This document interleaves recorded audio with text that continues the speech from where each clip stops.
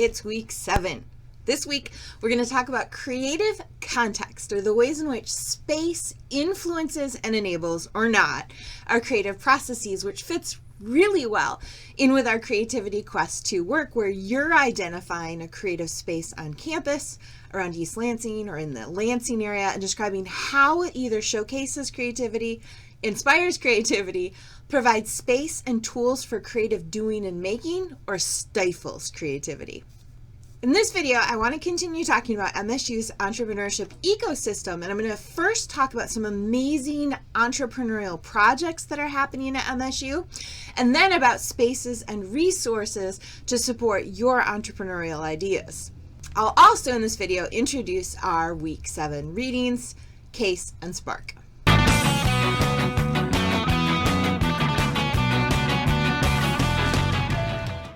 In our Week 4 overview video, I talked about MSU's development of an entrepreneurial culture. I want to update you on that and suggest how you can get further involved. I mentioned that the provost hosted an entrepreneurship roundup in spring 2014. In fall 2017, there was a second roundup. June Uat, who was our provost at the time, acknowledged the hard work that people had done in developing the initiative, creating a strategic vision, and launching the minor. She also said we have a lot more work to do. There were 2 presenters at the roundup. Lori Thorpe, director of the RISE program on campus, that's the Residential Initiative on the Study of the Environment, reported on the Bailey Tea Project. Students grow herbs and make tea. Right now it's sold at the Kellogg Hotel, Conference Center, and around campus. They've developed a business model for and move forward with land grant goods. I usually have boxes of land grant goods tea in my office to share with and show off for visitors to MSU.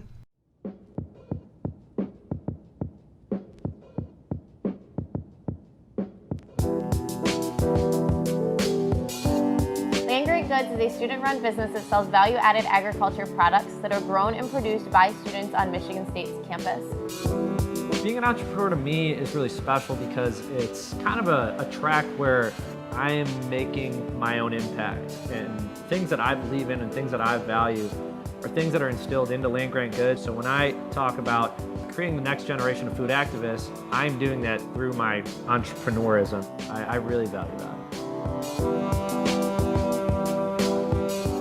Another faculty member, Bob Montgomery, in Fisheries and Wildlife, runs a lab at MSU called RECAP, which conducts research on the ecology of carnivores and their prey. He presented on his research in East Africa, where people use wire snares to trap animals for food, but unfortunately, a snare doesn't know the difference between an antelope and a lion or an elephant, and a lot of animals, including protected or endangered species, get maimed or killed by snares. I'm Robert Montgomery from the College of Agricultural and Natural Resources at Michigan State University. My name is Tuchilo Mudumba. I'm a graduate student in the RECAP lab. We're looking for a 3-legged lion called Butcherman. Won't you join us? Butcherman was part of a coalition of 2 males in the Delta Pride in Murchison Falls National Park. He was a confident male who ruled for less than a year when he was caught in a wire snare.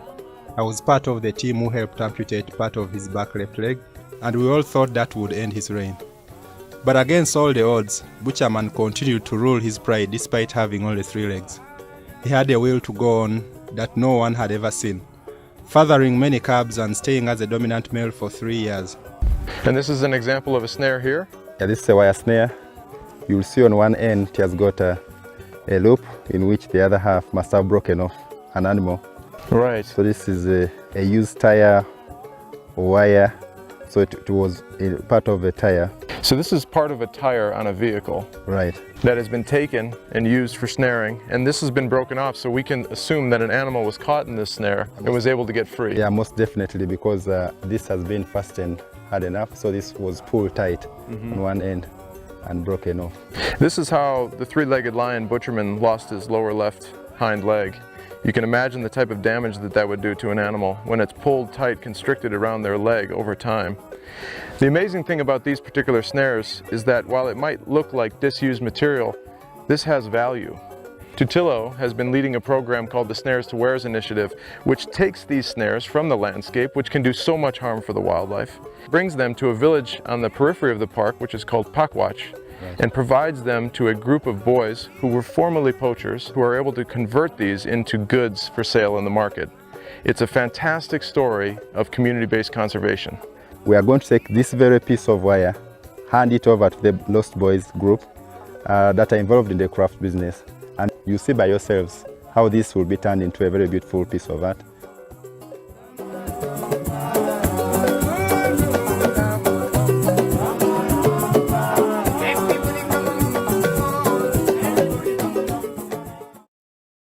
He and his research team are working with communities to gather and make art out of snares. He showed some beautiful final products of artwork made from the snares, and you can see a local artisan working on a piece here.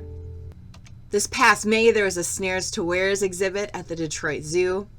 So these are just two of the really exciting entrepreneurial projects being launched and moved into the world at MSU right now. I want to toggle over to talk about some of the resources available to you here at MSU. I've mentioned on the class syllabus and in some of these overview videos, the Burgess Institute website. This is our portal for all things entrepreneurship. You can also sign up for the eShip email newsletter on the site, which I'd encourage you to do. The Burgess Institute hosts the Innovate State Speaker Series, an amazing opportunity to listen to, learn from, and meet Spartan entrepreneurs. And there are 4 more Innovate State speakers this semester. Donald Bryant Jr. will be here on February 19th. He's an MSU alum and CEO of Alden Group, the largest minority-owned food-grade oil processing company in the U.S. They serve customers including Frito-Lay, Walmart, and many more. Lucinda Wright will be here March 11th. She's also, of course, a Spartan. She's done a huge amount of work with a wide range of companies. She's directed startups, worked on marketing, accelerated brand growth, and more. She was on board at Kellogg when they acquired Kashi. Bob Fish will be here March 25th, another MSU alum. He served in a huge range of leadership positions, including as chair of the Small Business Association Michigan. And he is, of course, the founder of Big B Coffee, which now has 239 locations in 9 states. For the last Innovate State Speaker Series this semester, Ryan Perry, Shannon Long, and James Pirelli will be here on April 8th. Ryan worked on the fastest growing super premium spirits brand, Heaven's Door, with Bob Dylan. Shannon hosted and produced Pure Brews America, which is a show that takes people into breweries across the U.S. James worked with Amani Coffee Company, which is a socially engaged coffee supply company. And all Innovate State talks start at 6 p.m. And the talks are held in the Gaynor Entrepreneurship Lab in the Minsky building in the business complex. And there's free pizza and pop. My favorite feature on the eShip website is the calendar feature under community. I've been pulling events from here and posting them as announcements on our class D2L. From 1-hour quick workshops to the entrepreneurship info table to startups, there are entrepreneurial activities happening almost every day on and around campus. 2 incredible opportunities offered through eShip and under the Startup tab on the eShip website. First is the Discovery Program. This is a great opportunity to participate in workshops, network with others, and learn the basics of starting a business. If you then want to move to the next step with your idea after participating in the Discovery Program, you can move into Launch, where you're partnered with a mentor and get support and strategies for moving forward on things like a pitch deck, business plan, branding, and marketing. And there's also seed funding for your business idea through Launch. Another great link under the community link on the eShip website is to student orgs. MSU has more than 700 of them, including the MSU Comedy Cellar and the Organization of Latino Social Workers, and many, many, many more. On the eShip website, you can find listings of student orgs that are specifically engaged in entrepreneurial activity, so you don't have to comb through all 700. To move a bit beyond the Burgess Institute, MSU's Innovation Center is our Innovation and Technology Transfer Unit. If you're interested in learning more, definitely hit their website. One of the major events that the Innovation Center hosts each year and that I hope you'll consider heading to is the MSU Innovation Celebration. This year will be the 10th Innovation Celebration. It'll be held at the Kellogg Center on April 2. So what's next for the future of MSU's entrepreneurial ecosystem? Each spring, I ask students in this class to think about what we don't yet have, but maybe need. In the past, students have suggested an engagement center specifically for entrepreneurship. Other students have suggested entrepreneurial groups within each college and within each neighborhood. Students have suggested courses that focus on the potentially tough, hard realities of entrepreneurship, like finding, hiring, and firing employees. One student suggested a collaborative competition event. You extended these ideas on Packback last week, suggesting things like better advertising the minor in entrepreneurship and more orientation to resources, which I hope this video is helping with. Offering more entrepreneurship-focused classes, including more entrepreneurial opportunities. You suggested diversifying the coursework in the minor, offering more opportunities to learn about global and cultural entrepreneurship. You suggested that entrepreneurial education should be expanded to a gen ed requirement and to the offering of a major in entrepreneurship, and you had some great ideas about other events.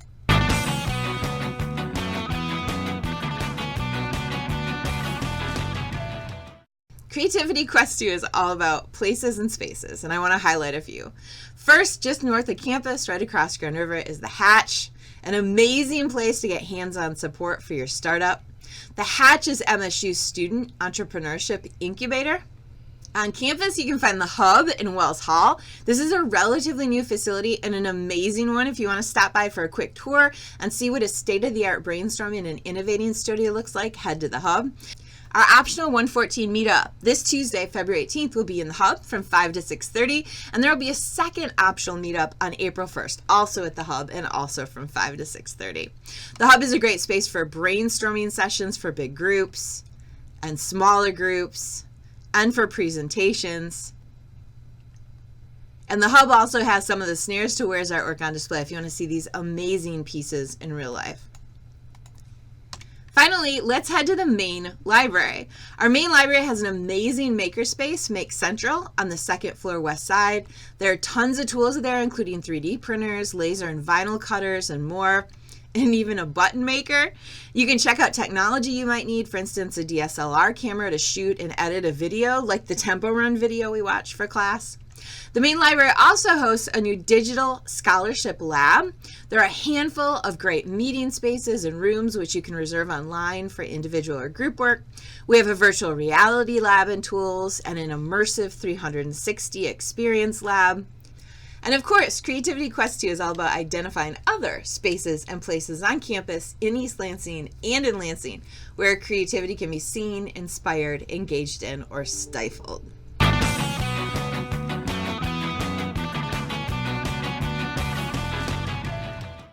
We have 3 readings for week 7. The first 2 are short articles about the psychology of space and the relationship of space to creativity. The third reading is selections from a book called Make Space, and it offers principles, ideas, and examples of how to design and use space creatively, and so that creativity is facilitated in the space.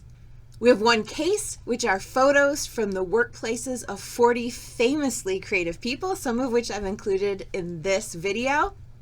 And we have 1 spark. It's a skit from the show Portlandia about space. Creativity Quest 1 revisions are due this Saturday, February 22nd by noon. Please carefully review and follow the instructions for revising. Let me know if you have any questions about doing so. Creativity Quest 2 is due next week, Saturday, February 29th by noon before you head off for spring break. You don't have to upload anything to D2L for Creativity Quest 2. Just make sure that your marker is created in your map group and it's complete and posted to our shared Google Map.